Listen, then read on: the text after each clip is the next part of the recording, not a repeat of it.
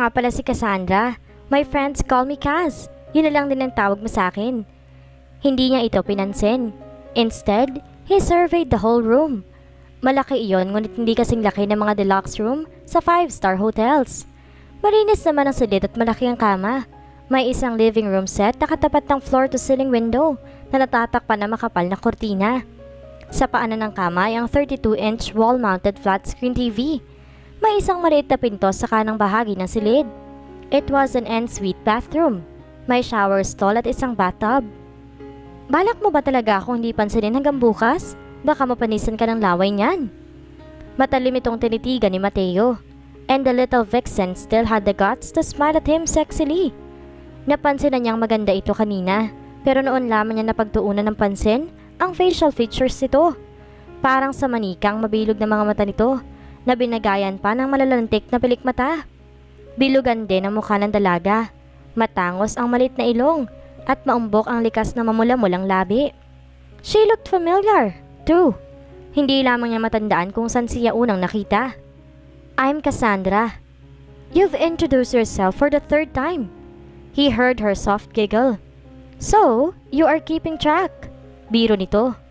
Umikot ang eyeballs niya. You should have taken the other room. Why? Mas safe matulog pag may kasama. Besides, inakala ng receptionist na mag-asawa tayo. Hindi mo rin dapat in-encourage ang maling akala niya. Napaka-awkward naman kung itatama ko siya. At saka mukhang manghang-mangha siya sa atin. She must have thought we were a perfect pair. Sa inis ay napailing si Mateo. Ayaw mo palang isipin niya na asawa mo ko. Eh bakit hindi ka umimik kanina? Hindi niya nagawang sagutin ang tanong nito. Ibinaling ng dalaga ang atensyon sa paghalongkat sa dalang maleta. Pero wala siyang duda na lihim siyang pinagtatawanan nito. Hindi ka ba natatakot sa akin? O talagang ugali mo nang makihitch sa sino mang estrangherong matipuhan mo? She eyed him with a pout. That hurts, she snapped. Pero wala naman sa tono nito na saktan ito sa sinabi niya. Cassandra crossed the small distance between them. A whiff of sweet feminine perfume surrounded him. Napaatras siya na isang hakbang. Nakapamewang ito sa harapan niya.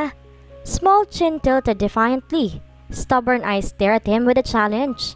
If not for the slight curve of her luscious lips, akalain niyang galit ito. For your information, I don't hitch with strangers, mister.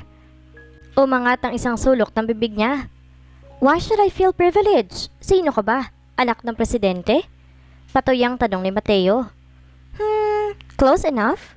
Tumalikod ito at binalikan ang ginagawa. Seriously, hindi ka ba natatakot na makasama isang estrangherong lalaki sa iisang kwarto? Bakit ako matatakot? Pilipino ka rin. Wala naman sa itsura mo na mananakit ng isang walang labang babae na katulad ko. Besides, you look nice. He made a short, cynical laugh. Serial killers look nice too. Are you a serial killer? Hamon nito.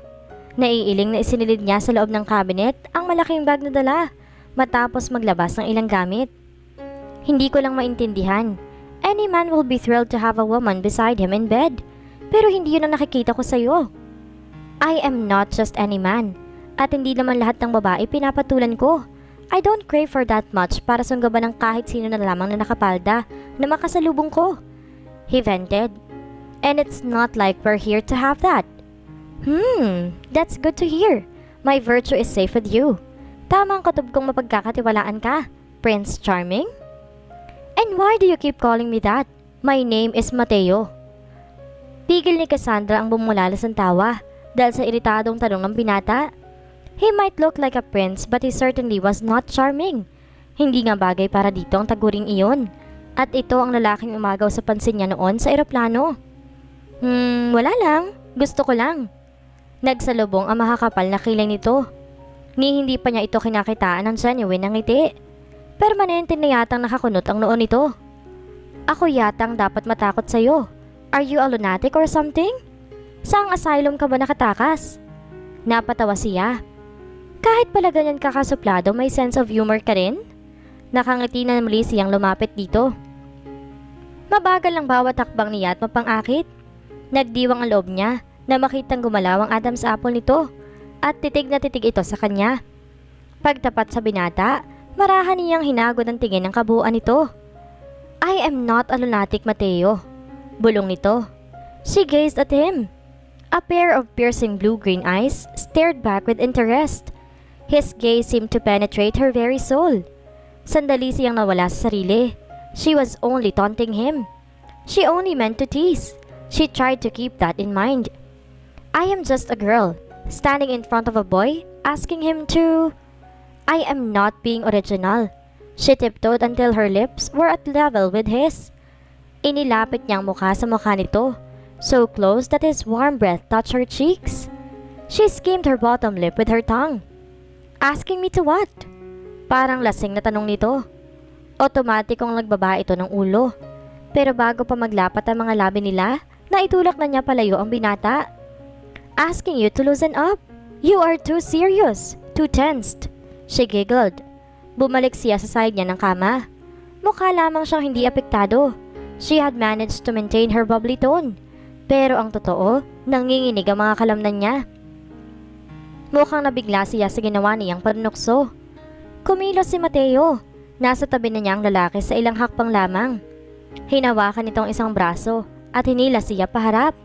Sapat ang higpit ng kamay nito para iparamdam sa kanya na mas malakas ito kaysa kanya. Don't you ever play that trick on me again. Baka sa sunod magsisi ka. I may be a gentleman, but I am not a saint. Pabigla rin siyang binitawan nito. Walang imik itong lumabas ng silid at padabog na hinila pasara ang pinto. Napapiksis siya sa ingay ng nilikani yon. Nakatulala lang na upo si Cassandra sa gilid ng kama. Sa isip ay paulit-ulit niyang pinagalitan ng sarili. Hindi niya talaga dapat ginawa iyon. They barely know each other. Hindi niya alam ang totoong ugali ng binata, maliban sa pinakita nito sa kanya. At hindi naman talaga siya ganoon kapusok. Ni hindi nga siya lumalapit sa mga lalaking hindi niya kilala lalo na makipaglandian sa mga ito. But with Mateo, she had completely forgotten all her morals. She couldn't deny the attraction. Pero hindi sapat yon para kalimutan niya ang sariling moral. Hindi ko na dapat ulitin ang ginawa ko. Paalala niya sa sarili. And she owed Mateo an apology. Nasa labas lamang ng hotel si Mateo. He needed a dose of fresh air to clear his mind and to calm his raging libido. The lunatic woman accomplished what other women failed to do. Arouse him without doing much of anything. Damn! He knew she was only teasing him. At nagagalit siya sa kanyang sarili dahil hindi niya nagawang kontrolin ang reaksyon ng katawan. Hinugot niya mula sa inside pocket ng jacket ang kahan ng sigarilyo, pati na ang lighter. Nagsindi siya ng isang stick. Paminsan-minsan, naninigarilyo siya para mawala ang tensyon sa katawan. Katulad na lamang ngayon, tumingala siya at nagbuga ng usok. He watched as the smoke slowly disappeared. Kung itutuon niya sa ibang bagay ang pansin, baka sakaling makalimutan niya ang dalagang iniwan niya sa kwarto. The same one he would share a bed with tonight. Lihim na naman siyang napamura. How could he sleep beside her and still act indifferent? Pagkatapos itong gisingin ng kamunduhan sa isip niya, naging sunod-sunod ang hitit niya ng sigarilyo. Walang nagawa ang malamig na panahon para pahupain ang init na nararamdaman niya. Ano kaya kung lumapit na lamang siya ng ibang kwarto? May isang standard room pa namang available. Pero alam ng reception, mag-asawa sila ni Cassandra. Pwede niyang itama ang maling akala ng receptionist. Hindi naman malaking problema iyon. He was slightly relieved. Tama, yun na lamang ang gagawin niya. Lilipat siya ng kwarto at pagkatapos, he needed a cold shower, a freezing one. Papasok na siya sa lobby nang makasalubong niya si Cassandra. Alanganin ang ngiti nito. Tungkol kanina, sorry ha? Mahinang sabi nito. Wala itong suot na jacket. The air was not freezing but cold enough. Nayakap nitong sarili nang umihip ang hangin. Pumasok ka na. Maginaw dito. Baka magkasakit ka. Tumango ito. Ikaw, hindi ka pa papapasok? Itinaas niya nangangalahating stick ng sigarilyo. Uubusin ko lang to. Tipid itong ngumiti at tumalikod na. Cassandra, tawag niya. Lumingon ang babae. Ikaw na lang mag-occupy ng room. Lilipat ako sa ibang kwarto. A flicker of disappointment crossed her eyes, followed by a brief flash of guilt. Hindi ito nagsalita at nauna nang pumasok. Nagpalipas pa siya ng 5 minuto bago pumasok sa lobby. Kinausap niya ang receptionist. What do you mean it has already been taken? Your wife. I mean, Miss Lorenzo explained to me that there has been some misunderstanding. Pardon me, sir. I really thought she was your wife. Alanganin itong umiti. You look good together. And well, I just assumed. I'm sorry for embarrassing you both. It's okay. Was she the one who took the standard room? Tumango ito. Nang hingin niya ang room number ni Cassandra, ay hindi ito nagdalawang isip na ibigay iyon sa kanya. Nagpasalamat siya sa babae at umakyat na. Wala na nga ang maleta ni Cassandra sa ibabaw ng kama. Bumaba siya ng second floor at hinanap ang room number nito. Kumatok siya pagtapat sa pinto. Anong ginagawa mo dito? Tanong kaagad niya sa nagulat na dalaga. Nakakahiya namang ikaw pa matulog dito, samantalang ako may kasalanan. Doon ka na lang sa itaas, mas magiging komportable ka doon. Wala sa tono nito na nagpapaawa. Dapat ay mapalagay na si Mateo dahil ang babae na ang kusang lumalayo. Oddly, siya naman itong hindi makatiis na hindi lumapit. Lumabas ang dalaga na may suot ng jacket. Saan ka pupunta? May sasabihin ka pa ba? Nagugutom na kasi ako eh. Bala kong kumain doon sa restaurant na tinuro ni Mauve, yung receptionist. Dugtong nito na makita ang pagtatanong sa kanyang mga mata.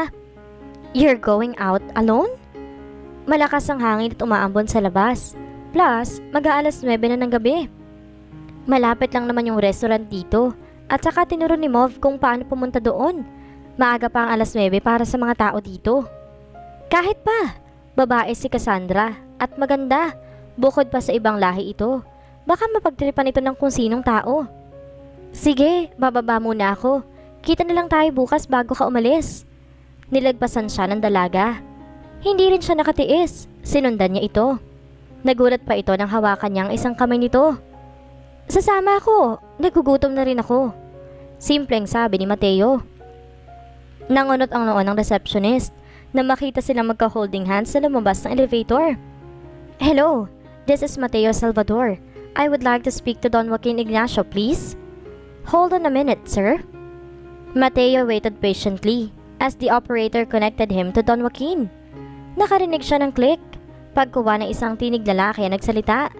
It sounded younger. Inulit niyang sinabi sa operator. Pinaghintay uli siya bago niya narinig ang boses ng matanda. Don Joaquin? Yes, speaking. Anito sa tipikal na Spanish accent. And you are Mateo Salvador? Yes, I called regarding your invitation. Sir. Si. I hope you can come, Mr. Salvador. I will. Actually, I'm here in Caldifuales. Our flight to Dublin got diverted because of the storm. I am not sure if I can catch a ferry at Holyhead today, but I will try. I might be late, so if it's not an inconvenience, please wait for me. Por supuesto. Of course, we will wait for you. Will Friday be convenient for you? Martes lamang noon. Siguro naman nasa Dublin na siya bago mag-Biyernes. He said yes. Then Friday it is. I trust that Mrs. Salvador will accompany you on your trip. Mrs. Salvador? You have a wife, don't you? Pakiramdam ni Mateo ay pinagpapawisan siya nang malapot dahil sa tanong na iyon. Ang alam ng matanda ay may asawa siya? Hindi niya alam kung saan galing ang maling akalang iyon. Hindi rin alam kung anong pwedeng maging epekto sa desisyon nito kapag sinabi niyang wala. Cassandra chose that moment to knock on his door. Nang sumungaw ang ulo nito sa pinto, nagkaroon siya ng ideya. If having a wife would give him an edge, or give him an advantage or equal footing with the other prospective buyers, then there was no harm in pretending. Hindi naman mukhang mahirap kumbinsin si Cassandra sa naisip niya. Yes, my wife will be coming with me. I hope it won't be a problem. She could be a handful sometimes. A spirited woman.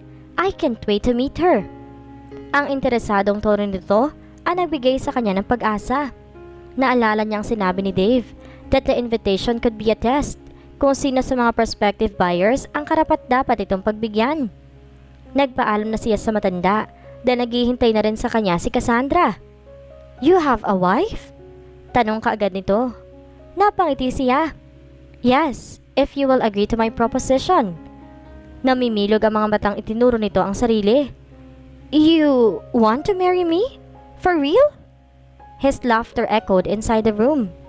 Tumayo siya at hinila ito paupo sa gilid ng kama. Hindi for real, and there won't even be a wedding. Ganito kasi yun. Dinitalya rito ang tungkol kay Don Joaquin Ignacio at ang dahilan kung bakit siya papuntang Dublin. Ang alam niya may asawa na ako. I don't know if it was my assassin's fault or he just assumed that I'm married. Well, siguro nag-assume lang siya. You're past the marrying age. You have a stable income. Wala nang dapat pumigil sa'yo para bumuo ng isang pamilya. May point ang dalaga. So ang gusto mo, sumama ako sa'yo at magpanggap ng asawa mo para sa'yo bigay ni Don Joaquin ng hotel. Bilang kapalit, sasagutin mo lahat ng magagastos ko sa bakasyon ko dito. Ganun na nga. Mga 1 linggo lang naman. At saka balak mo ding maglibot sa Ireland, hindi ba? Tumango ito. Kapag pumayag ako, does it mean that I have to be extra sweet with you? Then I have to let you hug and kiss me? Kapag may audience lang, I won't take advantage kung tayo lang dalawa. At dun sa pagiging sweet, I don't think it will be a problem. You are naturally charming. Tumitig ito sa kanya. Pagkatapos, itinuon ang mga mata sa sahig at nag-isip. Look, once I get at the hotel, I promise you will be properly compensated pagbalik natin sa Pilipinas. Bukod pa yun sa sinabi kong sasagutin ko ang lahat ng magiging gastos mo sa Ireland. Kunot ang noong. Muli itong tumitig sa kanya. Natoon ang pansin niya sa mapipintog nitong labi. He would have no problem kissing her. He had been dying to since last night. Okay, sige, payag ako. Ang lapad ng naging ngiti niya. Siya ang nagbayad para sa 2 kwarto. Panay ang titig sa kanila ni Mauve. Nagtataka marahil sa inaakto nila. Matapos kasing sabihin ni Cassandra na hindi sila mag-asawa at ang matulog ito sa ibang kwarto, heto't kasama pa rin niya ito at nakahawak pa sa isa niyang braso. Hindi na lamang nila pinansin ang babae.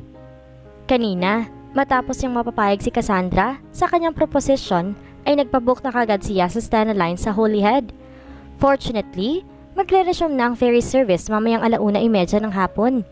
Pero dahil mahigit 4 na oras pang biyahe mula Cardiff hanggang Holyhead, yung schedule 8:30 ng gabi na lamang kinuha niya. Mahaba pa ang oras nila. Paglabas ng hotel, umarikila sila ng isang taxi na maghahatid sa kanila sa Cardiff Central Station. Bumili siya ng 2 first-class ticket at nagtungo sa Platform 2 kung saan naroon ang train na patungong Holyhead. Pagdating sa Holyhead Port, dinala muna siya ni Cassandra sa coffee shop na sa mismong loob ng port. They still had 2 hours to spare bago umalis ang ferry nila. San ka ba sa Dublin tayo pupunta? Sa Carrick Mines. Makalahating oras din ang biyahe yun, by car mula sa Dublin Port. At naroon si Don Joaquin? Yes, sa pagkakasabi ng assistant ko. He bought a terrace house there. Napasipol ang dalaga. He must be filthy rich. He is. Huminto ito sa kanya. Parang ikaw. Napahalakak si Mateo. Wala pa sila sa Dublin, pero inuumpisa na itong maging sweet sa kanya. Honestly, he did not mind kung paanong parang natural na nitong maglambing sa kanya. Pakiramdam niya, natural na rin sa kanyang natumugon sa paglalambing nito. What makes you say that I'm rich? Imagine, pumunta ka dito para bumili ng isang hotel. Tapos sinagot mong lahat ng gastos ko dito. At bibigyan mo pa ako ng regalo pag uwi natin sa Pilipinas kapag sa'yo binigay ni Don Joaquin ang property. Hindi kayang gawin niya na isang simpleng tourist lang. I get your point, and to be honest, I am an affluent businessman. How affluent? Kasama ka ba sa list ng Philippines richest? Kabilang ang binata sa Asia's richest people, pero hindi na niya sinabi iyon sa kausap. Hindi niya ugaling ipagyabang ang pagiging mayaman niya. Ayaw mong sumagot ha? Siguro nga kasama ka sa listahang yun. She wrinkled her nose and took a sip of her coffee. Inobserbahan niya kung nadagdagan ang interes nito sa kanya. Pero wala namang nagbago, ni hindi ito nang ulit ng tungkol sa mga negosyo niya.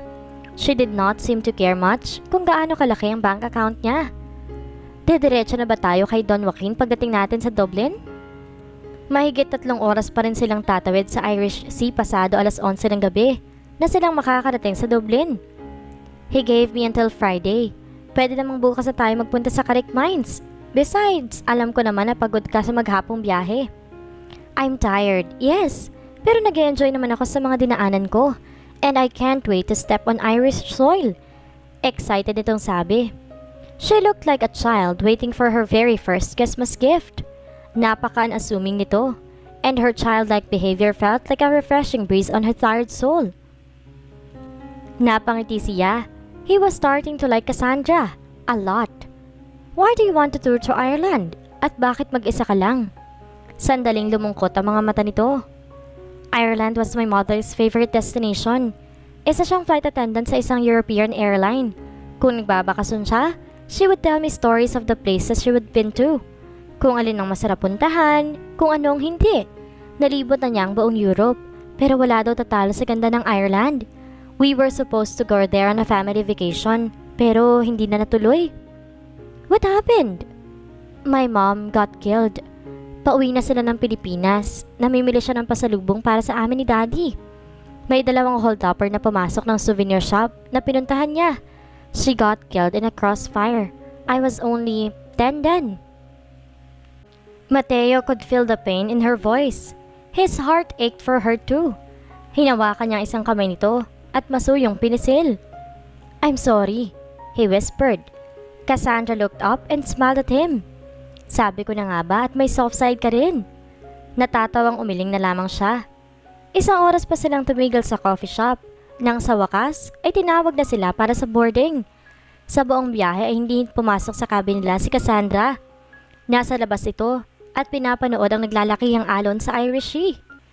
Medyo humupa na ang sama ng panahon, pero hindi pa rin ganoon kapayapa ang dagat. Do you want to take a nap? Mamaya pa tayo dadaong sa port. I don't want to miss a thing, Mateo. Natatawang nilibot niya ang paningin. Wala ka namang makikita sa paligid kundi tubig. Ano ka ba? Nasa na ba ang imagination mo? She cast a dreamy glance on the vast waters. Imagine all those early settlers. They must have crossed the same sea. They must have felt the same way I feel now, jubilant and hopeful. Tumingin ito sa kanya. Did you know that Vikings looted the island in the early days? Umiling siya. They did, and Ireland must have captivated them, so they decided to establish settlement along the Irish coast, at isa na roon ang Dublin. Hindi ko alam na nag-aral ka pala ng Irish history. She giggled. Alam mo, pakiramdam ko ngayon isa akong Viking princess, at sa isang longship itong sinasakyan natin. And we went to sail to plunder and conquer the first land we sight upon, with only the stars and the moon guiding our journey. May kalokohang pumasok sa utak niya. I hate to disappoint you, Viking princess, but this longship has a navigation system, and we are not exactly conquering Dublin. Tinapunan siya nito ng isang matalim na sulyap. Alam mo, panira ka talaga ng trip. Pumasok ka na nga lang sa cabin. Natatawang niyakap niya ito sa bewang. Hinila niya pasandal sa kanyang dibdib ang katawan nito. I was only teasing you. Napakalawak naman kasi ng imagination mo. He rested his chin on her head. She felt so soft and cuddly and her fresh feminine scent possessed him. Humigpit ang pagkakayakap niya sa dalaga. He felt her pang lalo tense pero kalaunan ay nag-relax din. Ni minsan, hindi ka ba naglaro ng make-believe nung bata ka? I did, pero matanda na ako ngayon para sa ganong laro. Besides, sa estado ko, I can't afford to make pit stops to Dreamland. Malaki mawawala sa akin kapag nagpabaya ako. Cassandra turned and faced him. And your wealth is more important to you than to set that kid who is hiding inside there somewhere free. No wonder you're so uptight. Tinapik pa nito ang dibdib niya. It's not only about the money, Cassandra. Tinaasan niya ito ng isang kilay. I have worked hard to build all that I have now. Maraming taong umaasa sa akin. I have their whole future on the palm of my hands. Kapag nagpabaya ako, hindi lang ako babagsak.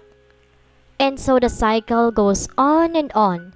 People working their lives off, achieving goals and making a fortune. Kapag na-achieve na yung goal, may kasunod na naman. It's a tiring cycle and a boring one. When do you get to enjoy life? Kapag uugod-ugod ka na at hindi mo na magawang lakarin kahit hanggang sa susunod na kanto? Tell me, Mateo, kailan magiging sapat ang sapat na? He sneered. Are we having an argument here? Not an argument. I'm just stating my opinion. Hindi ko lang kasi maintindihan kung bakit mas pinipili nating mag-exist lang kaysa mabuhay. If you exist, then it means that you're alive. Wala namang pinagkaiba. Malaki ang kaibahan, Mateo. People who only exist to breathe, walk and talk like normal human beings. But inside, they have this enormous void that they don't know how to fill up. Sa bawat araw, nagigising sila. They work to achieve what they feel would make them happy. Pero kahit nasa mga kamay na nilang bagay na hinahangad nila, at the end of the day, may kulang pa rin. And so they waste their whole life searching for that one elusive thing that will make them complete. Ang problema lang, they don't know what it is. And you think, isa ako dun sa mga taong hindi nakakakilala at naka-experience ng tunay na happiness? I believe you did, Mateo. Something just happened in between that. You made me forget. But there is still hope for you. This ridiculous adventure might serve you as your wake-up call. She glanced back at the open sea. Napapantastikohang tinitingnan lang na dalandaga. Maybe she was right. Maybe it would do him good if he would set the inner kid free. At dito na po nagtatapos ang ikalawang kabanata ng ating kwento. Salamat po!